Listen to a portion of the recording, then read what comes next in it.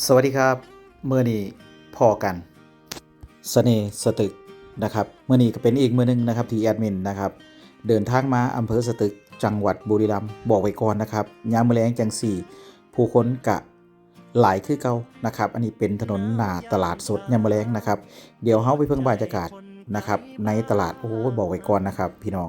เข้ามาแล้วครับนี่คือผลไม้ตามฤดูกาลด้านหลังผมก็จะเป็นปนข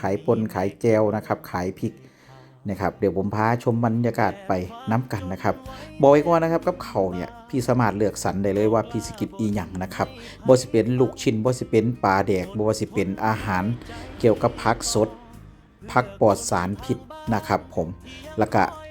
นี่นะครับร้านดังน้ำเต้าหู้นะครับมื้อนี้คนบ่หลายปานใดนะครับผมก็เลยเก็บภาพบรรยากาศมาฝากกันจักหน่อยนะครับด้านนี้ก็สิเป็นพวกปลาทู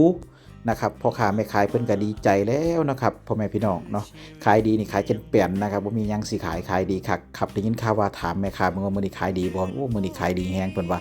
ไปไสมาไสคนก็ซื้อแต่เว้นก็สิได้มื้อเดียวแน่เพิ่นว่ามีร้านเครื่องดื่มนะครับบ่ว่าสิเป็นโค้กบ่ว่าสิเป็น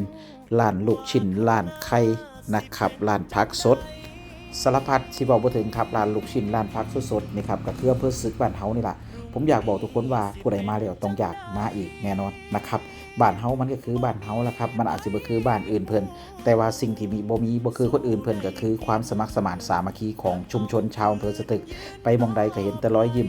นะครับรอยยิ้มของพ่อค้าแม่ขายของคนบ้านเฮาโดยเฉพาะคนที่เคยเห็นหน้ากันบอกกันนัวหัวมวลภาษาคนบ้านอีสานบ้านเฮาครับทุกสิ่งทุกอย่างล้วนแล้ว